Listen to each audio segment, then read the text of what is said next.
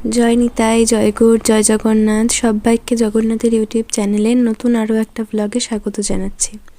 তো আজকের ব্লগটা এখান থেকে শুরু করছি।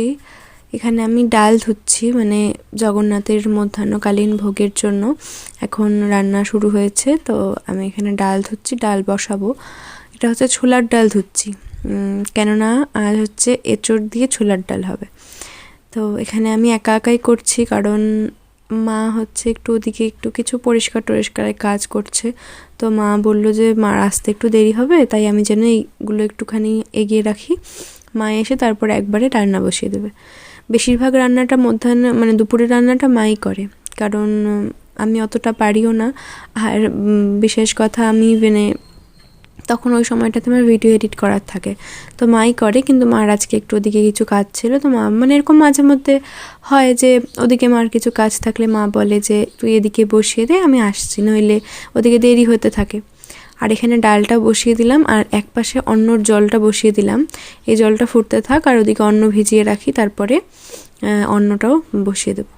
আর ওপরে সাদা রঙের ব্যাগটা খোলা দেখছেন, আমি ওখান থেকে আসলে সোয়েটার বের করছি ঠাকুরজিদের, কারণ ঠাকুরজিদের কিন্তু একপাশে আবার স্নান ধানও করাচ্ছি, আবার একপাশে রান্নার কাজও করছি।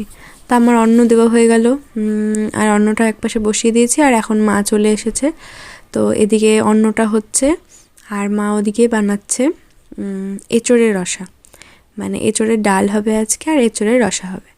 আর এদিকে আমি আবার অর্চন করতে এসেছি, মানে ভাগে ভাগে করছি আর কি। তো এভাবে মিলেমিশে আমি আর মা মিলে জগন্নাথের সেবা সারাদিনে খুব সুন্দরভাবে হয়ে যায়। মানে মা বিশেষ করে রসের দিকটা দেখে, আর আমি এদিকে শৃঙ্গার স্নান আদি সব কিছু করি। কোনো ক্ষেত্রে কোনো সময় আমি একটু করলাম, মা হয়তো সেদিন একটু দেরি হচ্ছে, কোনো কাজে ব্যস্ত, সেই ক্ষেত্রে। তো এই যে আজকে এই পোশাকটা পরানো হয়েছিল, কেননা সেদিন ছিল বুধবার, এটা বুধবারের ভিডিও। তো আজকে জগন্নাথের এই পোশাকটা পরে কেমন লাগছে আপনারা কিন্তু অবশ্যই কমেন্ট করে জানাবেন। আর এখানে ডালটা হয়ে গেছে সেদ্ধ। ডালের মধ্যে এখন মা দিল এঁচোড় আর মূলো। আপনারা ভাববেন যে এঁচোড়ের সাথে মূলো আবার কে দেয়, কিন্তু বাবা মূলো শাক এনেছিল, তো ওই মূলো শাকের নিচে ছোটো মূলো ছিল। তো মা বললো যে এগুলোকে মানে নষ্ট না করে এগুলোকে ডালে দিলে বেশ ভালো লাগবে। আবার এঁচোড়ও আনা ছিল, কেননা এঁচোড়টাও আবার নইলে একদিন রাখলে আবার পেকে যেত। তো এঁচোড় আর মূলো দিয়ে ডাল হচ্ছে, আর একপাশে শাক হচ্ছে। আর আজ আমি সকাল থেকে আরও একটা কাজ নিয়ে বসেছি, দেখুন কাজের কি শেষ আছে।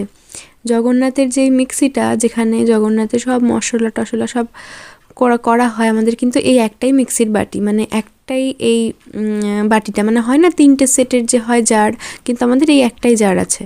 তো এটা কি হয়েছে, এত টাইট হয়ে যাচ্ছে কিছুদিন ধরে, মানে বারবার আমরা ঢিলা করছি, বারবার টাইট হয়ে যাচ্ছে, মানে এই যে ভেতরের যেই ব্লেডটা, এটা আর ঘুরতে চাচ্ছে না। তো এত সমস্যা হচ্ছে, দুবার তো দোকান থেকে ঠিক করিয়ে আনা হলো, এবার আমি খুলে নিয়ে বসে পড়েছি, দেখি যে ভেতরে কি সমস্যা আছে। তা আমি এদিকে এগুলো ঠিকঠাক করছি, আর মা ওদিকে আবার রান্নার দিকে আমি আবার এলাম একটু দেখাতে।